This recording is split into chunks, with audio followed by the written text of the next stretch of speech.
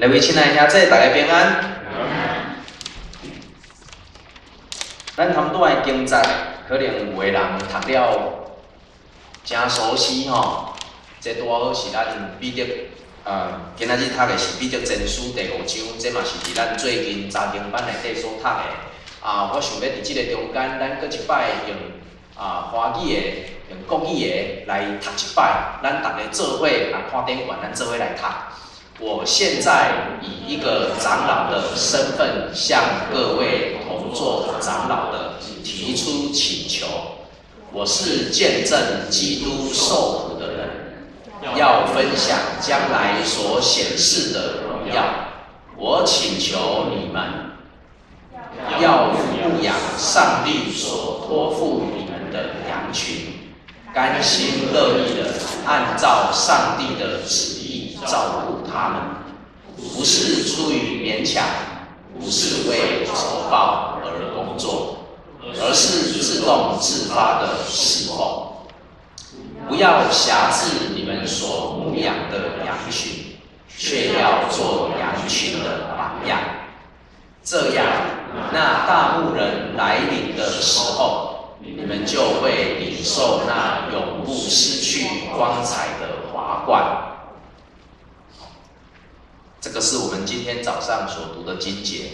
我们的设计是今天要用华语来讲道。也许大家会觉得很奇怪大家都讲台语，我们大部分的人都讲台语，为什么要用华语来讲道？那是因为我们也顾念到我们当中有一些人对台语没有办法领受得很完全，不是好不好，不是对不对？其实对我来讲，用华语讲道也是一种新的挑战。你有感觉我用华语讲起来，声的音的怪怪，无啥同款真顺哦。我是读得足奇怪，我喜欢用台语，我用台语来讲道，当作我的骄傲。但是当今天我们当中有人需要用华语，或者是说我们需要用台语的时候，对于听台语的我就用台语，对于需要华语的我就用华语。约翰福音21章15节有一句话，有一个很重要的经节。那个约翰福音21章15节是主耶稣他要升天之前，跟他的门徒约翰在那个地方，然后约翰问他的门徒彼得说：“你爱我比这些还深吗？你爱我比这些更深吗？”这些讲的是什么？这些讲的是什么？如果回去到当时候约翰福音21章15节的情境的话，他们在吃早餐。所以我在想，你爱我比这个鱼更深吗？你爱我比麦当劳早餐更深吗？你爱我比我们桌上这顿饮食更深吗？你爱我比这顿满汉全席更深吗？我们今天来到教会，你爱我比楼下的今仔日煮糜嘛你爱我比这些糜更深吗？我们到底是为了什么来到教会？我们为了什么要当长老？我们为什么要在这个地方彼此服侍？彼得回答耶稣说：“主啊，是的，你知道我爱你。主啊，是的，你知道我爱你。”然后主耶稣告诉他什么？你喂养我的小羊。一共问几遍？一共问3遍，刚好跟彼得不认主几遍？3遍。这里耶稣3次问彼得：“你爱我比这更深吗？”彼得说：“主啊，是的，你知道我爱你。”到了第3次的时候，彼得圣经里面形容的是彼得忧愁说：“主啊，你知道的。”为什么彼得会越讲越没有自信？因为他当初也是信誓旦旦的告诉主耶稣说：“所有的人都离弃你，唯有我不离弃你。”可是当今天耶稣同一个问题问他3次的时候，说：“你爱我比这更深吗？”问到彼得不知道该怎么回答。主啊，你知道的。你知道什么？主啊，你知道我的软弱的。主啊，你知道我肚子饿的。主啊，你知道我没有办法按照我跟你答应的，能够一直往前走。所以，我们今天的经节，彼得前书第5章，在这个地方，彼得写了这一段第5章1到4节的部分。他讲说，我们这个我同做长老的，同基督受苦的证人，要来勉励，务要牧养你们当中上帝的群羊。所以这个彼得，当他写彼得前书的时候，彼得后书的时候，已经是另外一个角色了。本来是主耶稣告诉他要牧养这些羊群，一直到彼得现在也老了，他去勉励其他的长老说，务要牧养你们当中上帝的群羊。为什么彼得要这样特别的交代？因为彼得知道要牧养上帝的羊群不容易，因为彼得知道在这当中当长老的挑战比当羊让人家牧养还要困难。因为彼得知道，在他曾经承诺要服侍主的当中，他依然软弱跟跌倒，甚至3次不认主。这就是人。今天即使在我们当中当长老的，有的时候在面对这样的负担、挑战跟使命的时候，我们也很难按照我们自己心里所想的说：“主啊，我当初怎么承诺你，我今天怎么做到？”有的时候，我们也在我们自己的软弱当中，我们没有办法完成我们所答应上帝的服事。可是上帝知道，上帝知道我们的软弱，而今天彼得他再一次站出来，去勉励这些同作长老的。所以彼得他用什么来勉励？一共4点，记得哦。第1点，要按照上帝的旨意照顾他们。圣经经节在第2节里面，他讲说：“务要牧养在你们当中上帝的群羊，按照上帝的旨意照顾他们。”不是按照我的旨意，不是按照他的旨意，更不是按照世俗的旨意，而是按照上帝的旨意。这边原本2句话是不一样颜色的，因为上面那一句是圣经里面的话。下面那一句是我的注解，他说要按照上帝的旨意照顾他们，所讲的是不要把上帝的羊当作是我在跟人家套关系。我想很多时候我们会必须提醒我们自己，圣经里面的观念，小孩是我们的产业吗？小孩是谁的产业？上帝的产业。小孩子是上帝的产业，所以我们今天照顾我们的小孩子，是因为要让他成长为主所用。这是基督教圣经里面所传递出来的观念。而我们在这里牧养上帝的群羊，我们照顾的这些群羊是我的羊吗？不是，是上帝的羊，要按照上帝要他成长的意思，在那个当中让他成长茁壮。所以这个羊不是我的。今天在教会当中也一样，羊不是我们自己的，我们所做的只是托付神在我们这当中要我们完成的工作。至于这个羊最后的结果是怎么样，有的时候不是我们自己说了就算。我想这是一个很重要的观念。有的时候不要把太多的重担往自己身上放，因为我们负责不了。可是有的时候不能把太多的责任往外放，因为我们是被呼召的。如何在这当中来找到我们的平衡，这才是重点。彼得第2件去勉励的事情是说，当你要当长老的时候，不是出于勉强，而是甘心。我想这很特别的是，我们每一个人都有我们自己的难处。有的时候我们来到教会，我们会把我们自己的难处或者是我们自己所遇到的，我们给人家看，甚至是在教会当中，每一个人私底下的人际关系，你高兴你不高兴，你喜欢你不喜欢，你在这个地方完全表达的时候，其实失去了我们在这个地方要一起同心敬拜上帝的主要的目的。来教会是为了同心赞美，所以我们常常在礼拜之前，我们会讲说：主啊，求你帮助我，让我放下我心中的担。所以那个意思是什么？那个意思是，当你来到这个地方的时候，不要摆脸色给人家看。长老也一样，牧师也一样，羊群也一样。我们来就是为了要放下，这是我们来的目的。我们来就是要让我们的生活能够重新开始，好让我们离开教会出去的时候，我们有新的力量面对我们的生活。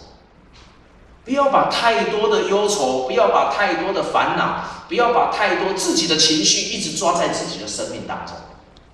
我们需要放掉。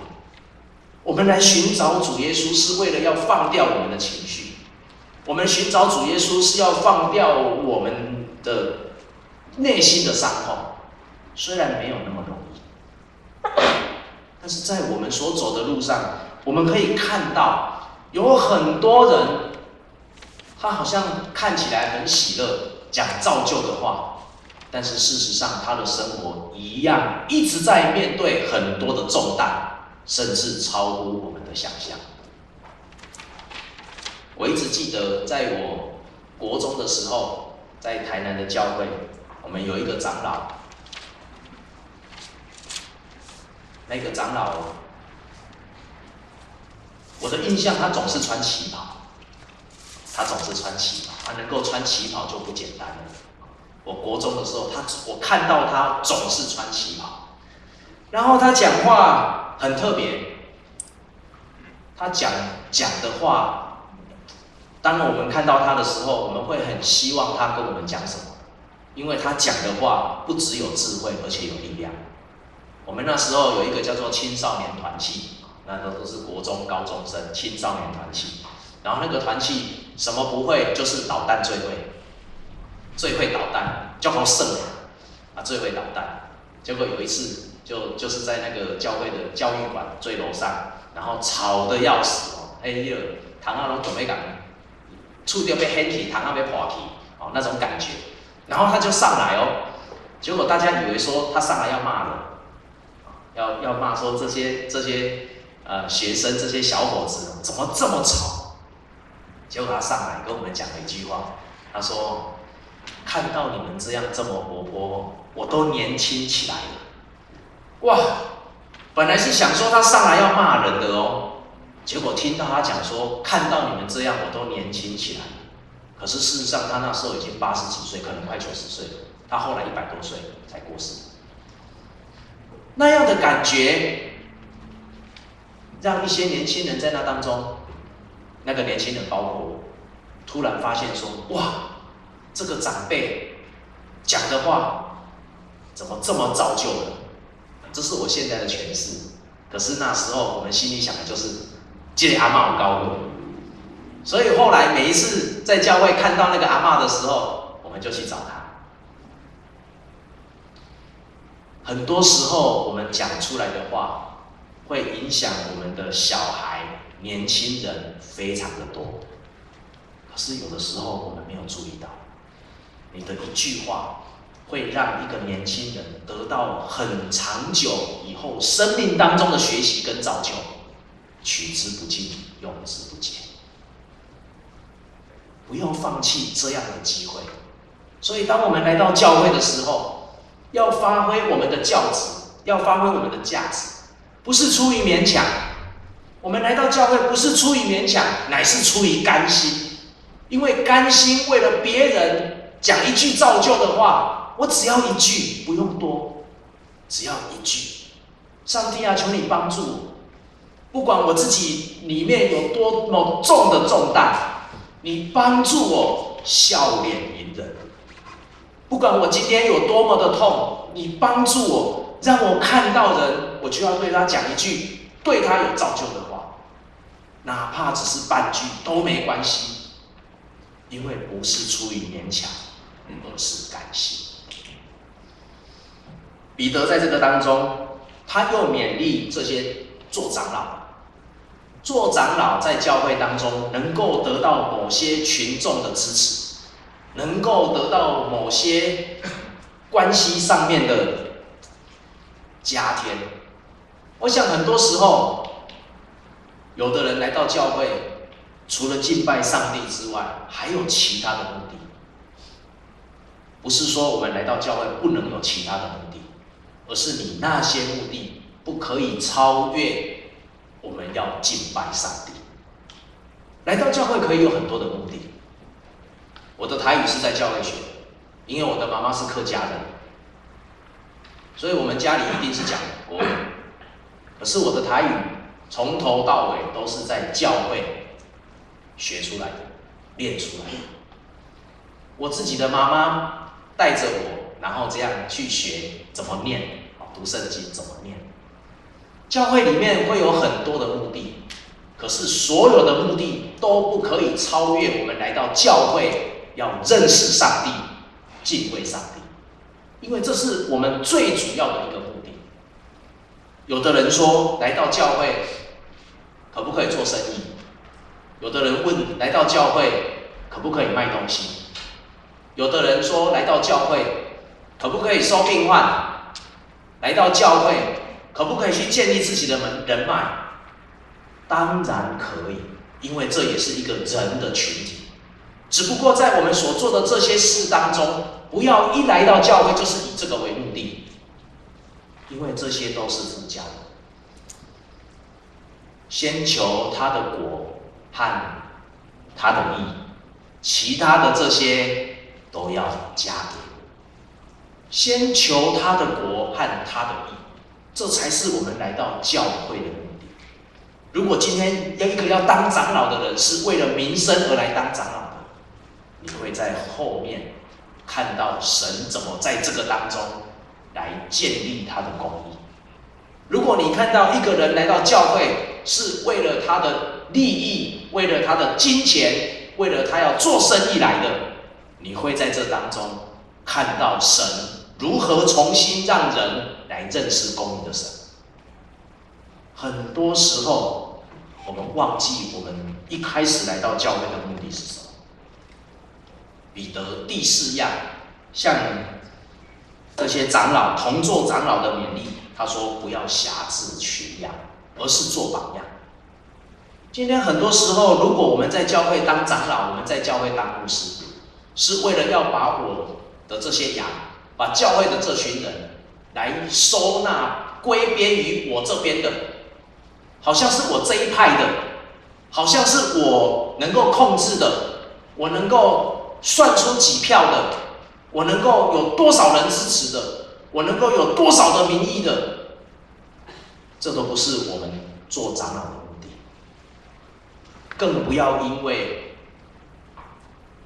做长老通常有足够的社会地位，有足够的财力，就要用这些来影响、来控制那些软弱的羊，需要帮助的羊。当耶稣进到圣殿，看到很多人在那边买卖的时候，请问在圣殿能不能买卖？为什么要买卖？圣殿外面外院做2件事情，第一个是换钱，为什么要换钱？第2件事情是买卖，买卖什么？买卖献祭的生物，那个有钱的买牛献牛，中产不是中产阶级就买羊献羊，如果比较穷的嘞，买鸽子献鸽子，如果什么都没有的嘞。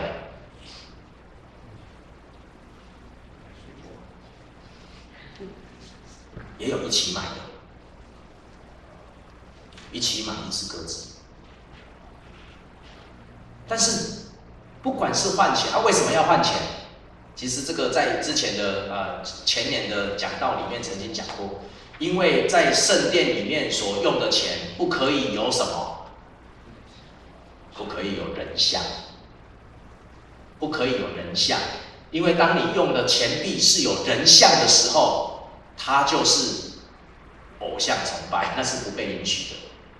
可是有趣的是，在耶稣的那个时代，他们用的钱币不是钱币，用的金币，最好品质最好的金币是哪里的？有没有人记得？4个字，它是2个城市哦，2个字2个字，有没有人记得？有没有人记得？圣经里面有一个名词叫做推罗西顿，推罗西顿，而这个地方所产出、所做出来的金币是最纯的，而这些祭司、这些法利赛人非常的聪明，他告诉你说，献祭就要用什么？9999，要纯金的啦。所以他们规定要用推罗币。那个时候，推罗币变成是一个类似在宗教上法定献祭的货币。至于你拿来的不是推罗币，那怎么办？要换。可是原本一开始，这个献祭、这个换币，原本的作用是，它要让从其他地方的人来，没有预备牲畜，没有预备合格，宗教上面能够合法去奉献的这个金币的时候，你有其他的方式可以去兑换。所以原本换钱买卖是为了要顾及到来这边敬拜上帝的人的需要而设立的。可是最后它变成什么？它变成商人跟祭司勾结了一个很重要的环节。为什么？因为他说你们的钱不可以，要去换。换的汇率好不好？换钱就会牵扯到什么？现在1块钱加币多少台币？23块。我记得那时候我来的好像是24块，现在23块。所以当我们要换钱的时候，就会牵扯到汇率。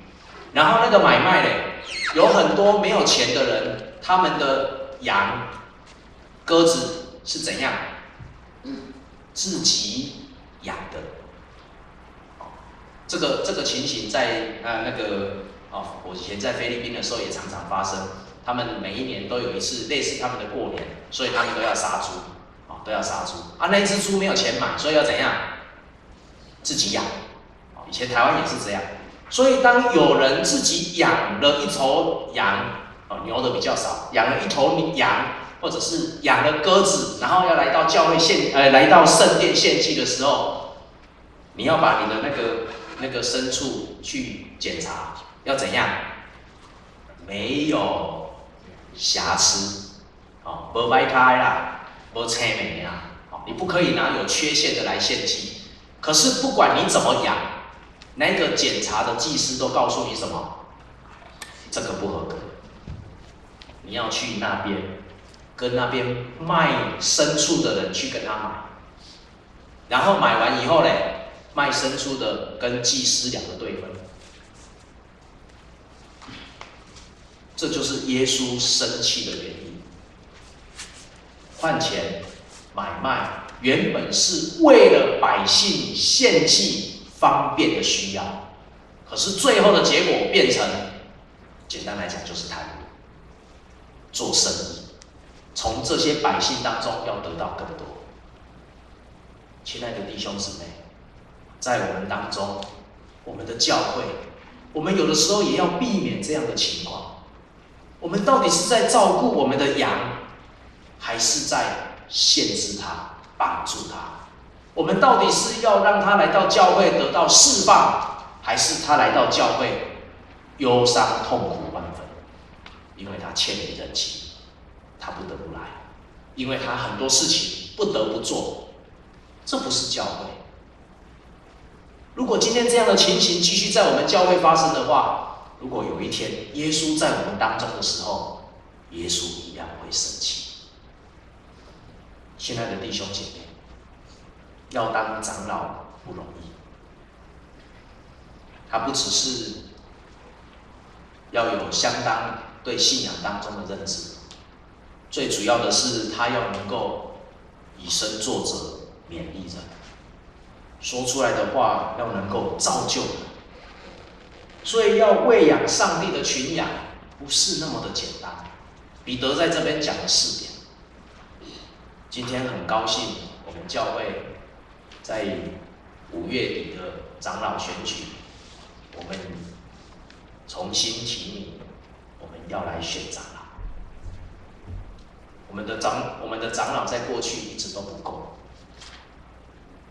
在之前，我们教会有3个长老，然后有2个辅佐长老。辅佐长老没有办法参与在我们教会的事工当中，他只能够在开会当中出现。可是当我们教会只有3个长老的时候，有很多时候我们只能维持教会最基本的运作。有人说，我们教会如果是20个人礼拜，跟200个人礼拜，所需要服侍的人大概都差不多。麦公200个、100个啦，20个人礼拜跟100个人礼拜。我们需要服侍的都差不多，要有诗会，要有诗琴，要有圣歌队，要有招待，我们有茶点，我们要有整理的。我们很多时候在那个当中，只有为了这些东西就已经转不过来，我们没有余力在教会当中能够有开始不一样的宣教活动。可是如果我们能够再有2个长老一起来参与的话，我们一个可以做关怀都是在宣教的当中。一个可以在关怀小组，一个可以在关怀探访，一个可以在团契小组。意思就是我们的教会会开始有宣教的活动，宣教的方向。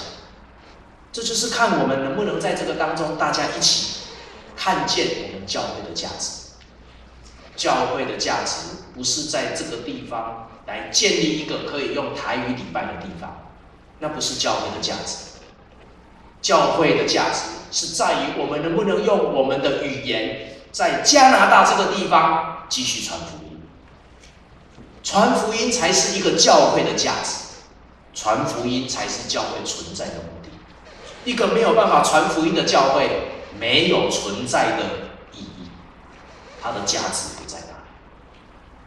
今天当我们要重新去提名长老来选长老的时候，我们要问我们自己：长老能不能做到这样？然而，不是长老要去做到这样，而是我们每一个会友也要问我们自己：我们对待其他上帝的群羊，是不是也用这样的态度来对待，用这样的态度来面对？我们是不是按照上帝的旨意，让他成长茁壮？唱歌的让他去唱歌，能够煮饭服侍的让他去服侍。每一个人有不同的才能，我们是不是能够按照上帝所需要的器皿来成就这些羊群成长的方向？这才是我们真正的目的。今天我们来到教会，我们是不是出于我们的甘心乐意，因为愿意把我们自己重新摆在神的面前，而不是为了我们必须来？我们是不是因为我们自己心里的乐意、渴望、追求，所以我们来到这个地方，而不是为了我们要利用这些的群众来成就自己什么样的利益？